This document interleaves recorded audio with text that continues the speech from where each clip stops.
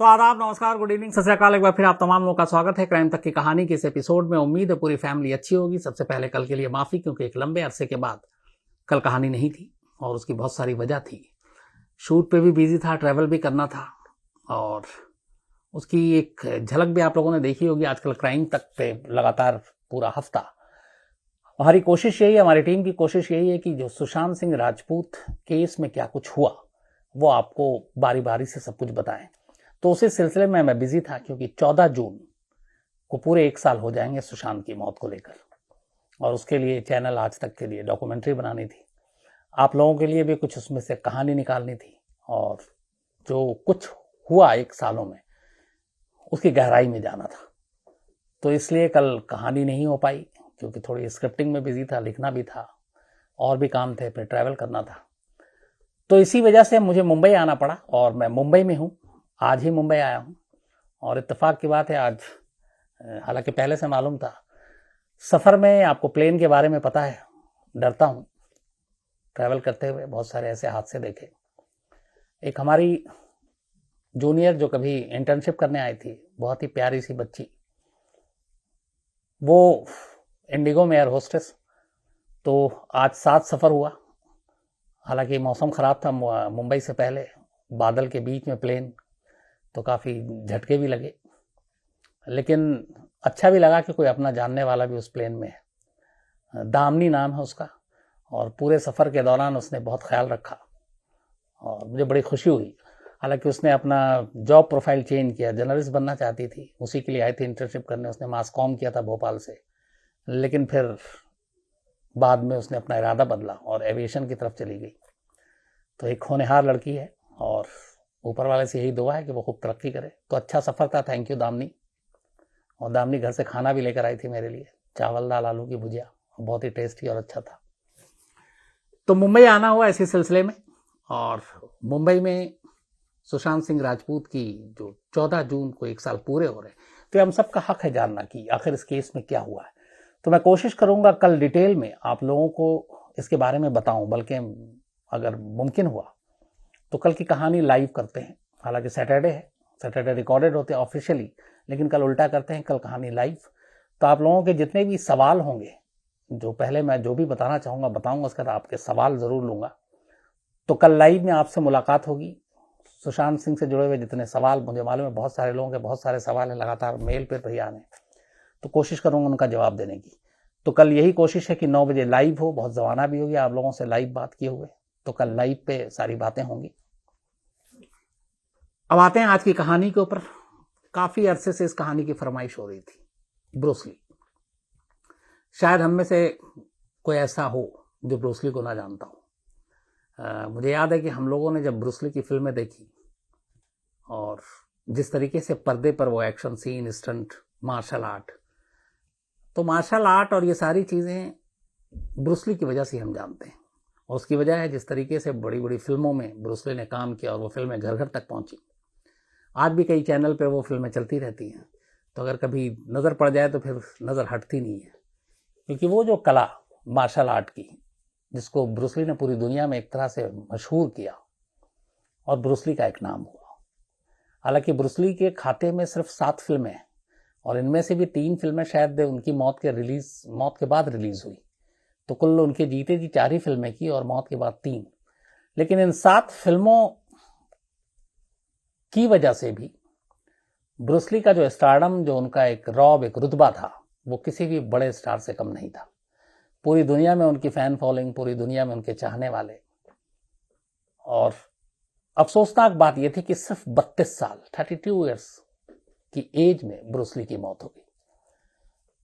और उस मौत को लेकर आज भी बहुत सारे सवाल उठते हैं, क्योंकि ब्रूस ली जैसा शख्स इतना फिट, कोई बीमारी नहीं, कुछ नहीं, तो 32 साल में अचानक मौत जब हुई तो बहुत सारे सवाल उठे।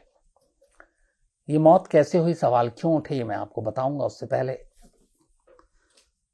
ब्रूस ली जब का जन्म हुआ, ब्रूस ली की उम्र जब छोटी थी, बच्चे थे, तो कहते हैं कि घर के आसपास हांगकांग में अक्सर कुछ लड़कों के साथ मारपीट हो जाती थी, और जब भी लड़ाई होती तो ब्रूस ली हमेशा पिट कर आते।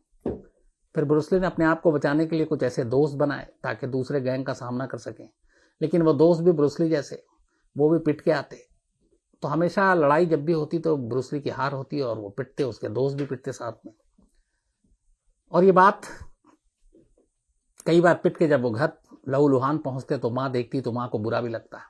फिर कहते हैं माँ ने पहली बार ये तय किया कि इसको थोड़ा मजबूत बनाते हैं, और उन्होंने एक मार्शल आर्ट गुरु के पास भेजा। वहां ब्रूस ली ने पहली बार मार्शल आर्ट की ट्रेनिंग ली, और इस ट्रेनिंग लेने के बाद उनका मन लग गया। ब्रूस ली को लगा ये अच्छी चीज है, और फिर एक शौक, एक पैशन जागा। अब ब्रूस ली धीरे धीरे मार्शल आर्ट सीखने लगा, और इस सीखने का फायदा ये हुआ कि अब तक जिन बच्चों से वो पिटता आया, उसके दोस्त पिटते आए थे, अब वो उनके ऊपर भारी पड़ गया। और ब्रूस ली की इस कला की वजह से बाकी लड़के अब खौफ खाने लगे। अब उल्टा हो गया, अब माँ को ये दर्द नहीं होता था कि ब्रूस ली पिट कर आएगा, बल्कि अब ये हो गया कि हर दिन दरवाजे पर पुलिस आ जाती थी, क्योंकि ब्रूस ली किसी न किसी से लड़ाई होती है, जिससे भी लड़ाई होती वो पिट जाता, वो खूनम खून हो जाता। तो शिकायतें होती कि आपका बेटा जो है वो मार रहा है और सभी को पीट रहा है। कई बार पुलिस पकड़ के ले गई, माँ बाप ने किसी तरह सिफारिश करके कुछ पैसे खिला कर केस इधर उधर किया। फिर कहते हैं कि अमेरिका भेजा ताकि वो डॉक्टर बन सके। लेकिन ब्रूस ली अमेरिका में जाकर एडमिशन तो लिया, पर मन जो था वो मार्शल आर्ट की तरफ था। तो एडमिशन लेने के बाद ब्रूस ली ने अपने इस मन का करने की सोची और मार्शल आर्ट का स्कूल खोलने का सोचा। और वो जो स्कूल खोलने की सोची, उस स्कूल का नाम रखा था जैन फैंग गंग फू, यानी ब्रूस ली का कुंग फू। असल में ब्रूस ली ने कभी जो ओरिजिनल कुंग फू है उसको फॉलो नहीं किया, वो अपने तरीके से उसमें बहुत सारी चीजें बदलाव की और एक अपना स्टाइल डेवलप किया था। तो जन फंग गंग फू करके ये एक स्कूल खोला। कहते हैं कि इस स्कूल को जब खोला गया तो अमेरिका में एक और मार्शल आर्ट का बहुत ही माहिर शख्स था, जिसने ब्रूस ली को ये चैलेंज किया कि तुम अमेरिका में स्कूल नहीं खोल सकते जब तक कि तुम मुझे हरा ना दो। और सिफू वोंग जैकमैन, और बड़ा नाम था। कहते हैं कि ब्रूस ली ने चैलेंज स्वीकार किया और सिर्फ 1.5 मिनट के अंदर जैकमैन गिर पड़ा। 1.5 मिनट से ज्यादा वो ब्रूस ली का सामना नहीं कर पाया। और Sifu Wong Jackman, Sifu kung फू होता है, कहते हैं कि इसके मास्टर को कभी कोई हरा नहीं सकता, और ब्रूस ली ने वहां हराया।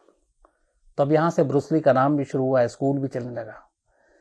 फिर इसके बाद ब्रूस ली को ऑफर आया उनके सारी इस कलाकारी की वजह से, फिल्में मिली, फिल्में पूरी दुनिया में हिट हुई। अब ब्रूस ली एक स्टार भी बन गए। उसके बाद एक अमेरिकन लड़की से शादी हुई, 2 बच्चे हुए। ब्रूस ली की जिंदगी ठीक ठाक चल रही थी। लेकिन उसके बाद उनकी जो अचानक मौत हुई, उसने पूरी दुनिया को सकते में डाल दिया। इसलिए कि जब यह खबर आई तो किसी ने उम्मीद नहीं की थी कि एक 32 साल की उम्र में ब्रूस ली जैसे शख्स की यूं मौत हो सकती है। 20 जुलाई 1973, 20 जुलाई 1973 की घटना आई है जब ब्रूस ली की मौत हुई थी। उस दिन ब्रूस ली हांगकांग में थे, और एक फिल्म थी जो उनकी अगली फिल्म थी, गेम ऑफ डेथ। इसकी शूटिंग की तैयारी चल रही थी, और जो पूरा उनके आखिरी दिन का लेखा जोखा है वो ये है कि 20 जुलाई 1973 को दोपहर में एक लंच था फिल्म के प्रोड्यूसर और कुछ लोगों के साथ। 4 बजे के आसपास फिर उनकी मीटिंग थी, और रात को एक डिनर था उसी दिन। लेकिन शाम को अचानक उनके सर में तेज दर्द हुआ। तेज दर्द के बाद जो उनकी फिल्म की एक्ट्रेस थी और उनकी दोस्त भी थी, बेट्टी तिंग पेई, उन्होंने ब्रूस ली को एनाल्जेसिक दवा, एक नाम की दवा दी सर दर्द की। दवा लेने के बाद ब्रूस ली रूम में जाते हैं और सो जाते हैं कि अभी थोड़ा सा तबीयत ठीक नहीं लग रही। शाम हो जाती है, अब डिनर में जाना था, ब्रूस ली सोकर नहीं उठते। उनकी दोस्त को चिंता होती है, दोस्त दरवाजा पीटती हैं, ब्रूस ली दरवाजा नहीं खोलते। फिर इसके बाद खैर किसी तरह से दरवाजा खोला जाता है, ब्रूस ली को उठाया जाता है। ब्रूस ली लगभग बेहोशी की हालत में उठ नहीं रहे। तब उनकी दोस्त एक डॉक्टर को फोन करती हैं, डॉक्टर घर पहुंचता है, ब्रूस ली बेहोश थे। इसके बाद एम्बुलेंस मंगाया जाता है, एम्बुलेंस में उनको रखकर हॉस्पिटल ले जाया जाता है।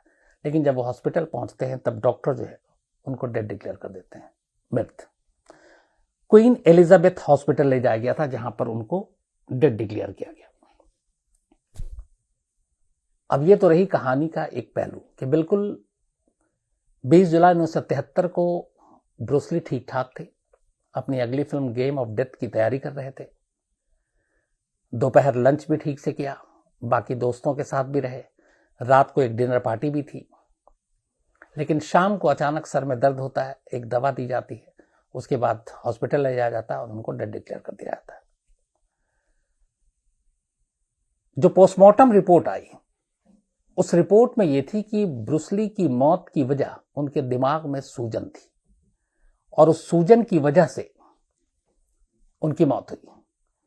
पोस्टमार्टम रिपोर्ट में यह भी है कि उनको जो दवा दी गई थी और उससे पहले जो उन्होंने दवा ली थी, तो एक एस्प्रिन और एक मेप्रोबामेट, इन दवाओं ने एक रिएक्शन कर दिया और इन दवाओं के रिएक्शन की वजह से उनके दिमाग का जो साइज था वो 13% बढ़ गया सूजन की वजह से। तो इन दवाओं का रिएक्शन और रिएक्शन की वजह से दिमाग में सूजन और उस सूजन की वजह से दिमाग का साइज बढ़ना लगभग 13%, ये सारी चीजें ब्रूस ली की मौत की वजह बनी। अब ये तो रही एक जो पोस्टमार्टम रिपोर्ट ऑफिशियली जिसके बारे में कहते हैं कि यही है, और इस पोस्टमार्टम रिपोर्ट में मतलब इसी पेन किलर दवा और ब्रेन के साइज को सूजन की वजह से बढ़ना, वो उनकी मौत की वजह बताई गई। बाद में जब जांच हुई और फिर फैमिली उनकी पूरी रिपोर्ट मांगी गई, तो पता चला कि वो ये दवाएं पेन किलर अक्सर लिया करते थे और उनके सर में अक्सर दर्द रहा करता था, और ये बात बाकी डॉक्टरों के प्रिस्क्रिप्शन और उनकी दवाएं जो वो लेते थे उसकी वजह से ये क्लियर हो गई। फिर पता चला कि ये कहा गया कि उनको असल में एक सेरेब्रल एडमा नाम की बीमारी थी। सेरेब्रल एडमा ये वो बीमारी जिसमें कहते हैं कि इंसान का दिमाग सूज जाता है, सूजन होती है, फिर दवा लेते हैं, उसके बाद सूजन कम हो जाती है और दवा का असर कम होता है तो फिर कभी भी सूजन आ जाती है। तो उनके दिमाग में सूजन थी और उसका इलाज चल रहा था, ये बात कई जगह पर साबित होता है। लेकिन ये तो रही मेडिकल रिपोर्ट और पोस्टमार्टम रिपोर्ट, जो ये बताता है कि ब्रूस ली की मौत दरअसल दिमाग में सूजन की वजह से हुई थी और दिमाग का 13% बढ़ना सूजन की वजह से। लेकिन बहुत सारे लोग इस थ्योरी को मानते नहीं। उनका मानना है, और खासतौर पर उनके जो करीबी लोग थे, जब उन्होंने बयान दिया 1973 में 20th इसके जब डेथ हुई थी, कि ब्रूस ली को एक सरदर्द होता था, कई बार हुआ, लेकिन इस तरीके से नहीं था कि उनकी अचानक ऐसे मौत हो जाए 32 साल की उम्र में। अब उस पर थ्योरी क्या क्या आई, उसमें एक थ्योरी ये आई कि उन्होंने अमेरिकन से शादी की थी और 2 बच्चे भी थे उनके, और कहा गया कि उनकी जो वाइफ है उन्होंने उन्हें दवा के नाम पे जहर दिया था और स्लो पॉइजन था, जिसकी वजह से मौत हुई। ये सारी अटकलें और अफवाहों की आपको बात बता रहा हूं। और कहते हैं कि उनकी वाइफ शक के घेरे में स्लो पॉइजन देने के लिए, लेकिन इसका कोई प्रूफ नहीं था। लेकिन दूसरा इल्जाम यह लगता है कि ये स्लो पॉइजन दिया गया, लेकिन उस वक्त हांगकांग पुलिस और बाकी लोगों ने पोस्टमार्टम रिपोर्ट को आगे कर इन चीज़ों को पीछे कर दिया। उसकी वजह ये थी कि कहीं ब्रूस ली के जो फैंस हैं, समर्थक हैं, वो ये खबर सुनकर भड़क न जाएं कि ब्रूस ली का मर्डर हुआ या कत्ल हुआ है। तो इसीलिए इस पोस्टमार्टम रिपोर्ट को इस दिमागी बीमारी से जोड़कर, कि उनके दिमाग में अक्सर सूजन हुआ करता था जिसकी वजह से वो पेन किलर लिया करते थे और वही उनकी मौत की वजह बनी। तो ये कहा जाता है, ये इल्ज़ाम है कि पोस्टमार्टम रिपोर्ट को इस तरह से बदला गया ताकि ब्रूस ली के फैन हिंसक ना हो जाएं। लेकिन ये कहने वाले अक्सर कहा करते हैं कि उनको स्लो पॉइजन दिया जा रहा था, और इसमें कहने वाले फिर ये भी जाके कहते हैं कि इसमें अमेरिका का हाथ बताते हैं, क्योंकि अमेरिका में कुछ लोग नहीं चाहते थे कि ब्रूस ली जिस तेजी से उभर रहा था मार्शल आर्ट के थ्रू और बॉलीवुड की फिल्मों के थ्रू और जो नेम फेम बाकी चीज़ें, तो एक हांगकांग और इस तरफ से आया हुआ मार्शल आर्ट का इस तरीके की चीज़ों को बढ़ावा देना, तो वो गले नहीं उतर रही थी। तो एक ये बात कही जाती, लेकिन इसके कोई सिर पैर नहीं है, क्योंकि पोस्टमार्टम रिपोर्ट पे साफ साफ है उनके मेडिकल हिस्ट्री को देखते हुए कि ये एक दिमागी बीमारी से प्रेरित थे जिसमें सूजन होता था और पेन किलर ने इसमें रिएक्शन का काम किया था। तो एक तो उनकी वाइफ के ऊपर आता है, एक ये भी कहते हैं कि ब्रूसली का परिवार ही शापित था। एक ये भी बड़ा थ्योरी चला, इस पे बहुत कुछ लिखा गया, और इसी वजह से सिर्फ 32 साल की उम्र में मौत हो गई। ये दो चीजें हैं। एक ये भी कहा जाता है कि कुछ वजहों से चीन ब्रूसली को लेकर नाराज था, और चीन की एक संस्था है, एक खुफिया संस्था है चीन की, ट्रियाड।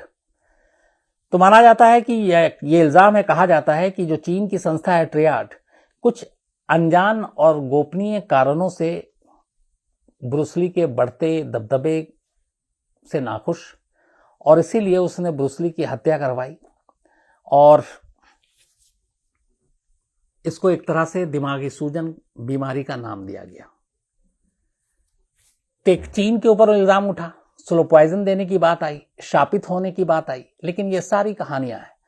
1973 से आज हम 2021 में हैं, मतलब 27 और 20 57 58 साल हो गए। 58 साल में आज भी लेकिन हांगकांग में और ब्रूसली के जितने भी फैन हैं पूरी दुनिया में, वो ये मानने को तैयार, यकीन करने को तैयार ही नहीं है कि ब्रूसली किसी आम बीमारी से मौत हो सकती है। क्योंकि ब्रूसली का ये कहना था कि आप, वो उनके सारी चीज़ों का एग्जाम्पल देते हैं कि ब्रूसली जिस तरीके से फिट थे, और ख़ासतौर पर मार्शल आर्ट और कुंफू और अपना जो उन्होंने स्टाइल डेवलप किया था, उसके लिए वो लोगों को प्रोत्साहित करते थे कि आपकी लाइफ स्टाइल कैसी होनी चाहिए। उनका एक कोट है, एक लाइन है ब्रूसली का, ये कहा करते थे कि शरीर की मशीन से बेस्ट परफॉर्मेंस करवाने के लिए उसमें सही ईंधन डालना ज़रूरी है, और इसके लिए आपको डाइट सही और फिटनेस, इन दोनों का ख्याल रखना होगा। तो ये भी उठा, बहुत सारे आर्टिकल लिखे गए कि जो शख्स डाइट और फिटनेस और इन चीज़ों को लेके इतना ज़्यादा जागरूक था, उसकी मौत ऐसे नहीं हो सकती। फिर उस वक्त बड़ी बहस हुई थी डॉक्टरों और मेडिकल पेशे से जुड़े हुए लोगों की कि क्या एक सर दर्द और इस तरह की चीज़ें, दिमागी सूजन से ऐसी मौत हो सकती है। तो उसमें भी बात आई थी कि अगर सूजन हो और दिमाग का साइज बढ़ जाए, जैसे कि पोस्टमार्टम रिपोर्ट में 13% तक, तो उसमें एक तो बेहोशी की गुंजाइश बनी रहती है और फिर मौत के भी खतरा बना रहता है। तो एक थ्योरी ये थी, लेकिन हकीकत ये है कि अगर आप पोस्टमार्टम रिपोर्ट जाएं या फिर पुलिस कानूनी पहलू से देखें, तो कहीं भी ब्रूसली की मौत को लेके कोई सस्पिशियस या डाउटफुल या ऐसी चीज़ें न रिपोर्ट की गई, न दर्ज की गई, न कभी इसकी इंक्वायरी की गई, न जांच की गई। कुल मिलाकर सिर्फ एक ही चीज़ सामने आई और एक ही चीज़ से इस केस को बंद किया गया, और वो ये कि ब्रूसली एक सूजन की बीमारी से ग्रसित थे दिमाग के, और दवाओं के रिएक्शन ने उनकी जान ली। तो ये आखिरी और जो मतलब ऑथेंटिक एक सबूत है। तो बहुत सारे लोगों के मन में आता है कि ब्रूसली की मौत ऐसे हुई वैसे हुई, लेकिन हकीकत यह है कि आप शापित होना, चीन वाली बात, अमेरिका वाली बात, ये सारी आप अफवाहों के कोई पर और पैर तो होते नहीं है। तो आप जितने भी तरह की बातें कर ले, लेकिन लॉजिक अगर के साथ बात करेंगे तो मेडिकल हिस्ट्री और डॉक्टरों की रिपोर्ट, पोस्टमार्टम रिपोर्ट ये साबित करती है कि ब्रूसली की मौत एक बीमारी से हुई थी और इसके पीछे में कोई भी साजिश नहीं थी। तो ये थी कहानी ब्रूसली की। लेकिन कुछ लोगों ने मेल भी लिखे हैं, तो मैं उस मेल को भी आज पढ़ता चलूं, थोड़ा सा वक्त है। और कल आपको जैसा बताया कि सुशांत सिंह राजपूत केस से जुड़ी हुई जो अपडेट है वो आपको ज़रूर दूंगा, और साथ में आपके जितने सवाल हैं वो भी लेंगे। नईम आज़मी है, एक नवीन सरोहा है, नीरज वशिष्ठ है, इसके अलावा शशांक गुप्ता हैं। एक पटना से लिखा है ये RU_MI, और ये बीएड की स्टूडेंट है पटना विमेंस कॉलेज में, और इन्होंने जो लिखा है इसलिए मैं मेल पढ़ना पड़ा कि हालांकि इन्होंने कहा कि इन्होंने अपने पापा को नहीं बताया, ये पर डे 10-15 कहानियाँ सुन लेती हैं। अब इनका एग्ज़ाम भी है, तो अब अगर 10-15 कहानी आप सुनेंगी तो सही में पढ़ाई का वक्त कब मिलेगा। इसलिए मेरी सलाह यही है, कहानी सुने, लिमिट में सुने, और फिलहाल पढ़ाई और एग्ज़ाम पे ध्यान दें। और जब एग्ज़ाम ख़त्म हो जाए, अच्छे नंबर से पास कर जाओ, तो फिर सुनना, और तब पूरा सुनना। लेकिन एक दिन में 10-15 मुझे भी लगता है कि थोड़ा ज़्यादा है, चाहे वो मेरी ही कहानी क्यों ना हो। शशांक गुप्ता हैं, इसके अलावा शिवम मिश्रा हैं, राजेश इंगल हैं, इमरान खान, अमित भाटिया, गौरव विनोर, मोहित गुप्ता, अभिषेक, अरविंद, एक किरण कौर जी हैं, किरण कौर जी मंजारी चावला कैलिफोर्निया में एक जज अपॉइंट हुई हैं। उनका कहना है कि उन्होंने बड़ी स्ट्रगल भरी जिंदगी गुजारी, उनकी कहानी सुनाएं। किरण कौर जी, मैं ज़रूर ये कहानी सुनाऊंगा और जल्दी सुनाऊंगा, वादा आपसे एक बार इसके बारे में सारी डिटेल ले लें।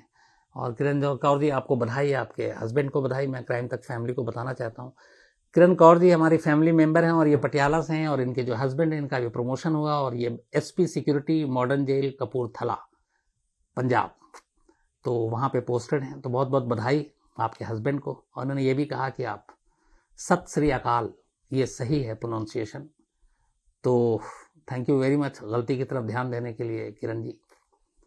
और इनकी बेटी डॉक्टर दिव्याजीत कौर भाटिया, इनका बर्थडे है, तो दिव्यजीत कौर बहुत बहुत जन्मदिन की बधाई, मुबारक, हैप्पी बर्थडे, हमेशा अच्छे रहें, खुश रहें। इसके अलावा संतोष कुमार हैं, पवित्र सिंह हैं, तिवारी अजीत हैं, सोनू हैं, विभूति जनसारी हैं, संजीव, प्रवीण कुमार पवन, जय कुमार आचार्य, ध्रुव अग्रवाल, खान शरीफ, आगरा महेश्वरी, और एक बड़ा अच्छा नाम है मेल का, बुरक़े वाला मोहल्ला। ये पोइट राइटर सब कुछ हैं और इन्होंने कुछ लिखा है, तसल्ली से बताऊंगा। अविनाश गिरी है, इसके अहमद है, मोहित व्यास, अशोक नायक, मोहम्मद आमिर हमजा, राजसा गर्ग, मीना जी, नईम, लुबना यूनुस, ये पाकिस्तान से हैं। Thank you very much Lubna ji, आपने जो खूबसूरत सा मेल लिखा है। शेरविन गवली, अनुजा सोनी, ये हमारी एक बहन है गुजरात से, और इनकी शिकायत है मैं जवाब कम देता हूँ। Thank you. आजकल अनुजा, बल्कि अनु, बिजी हूँ, लेकिन जल्दी फ्री होता हूँ और जवाब देता हूँ।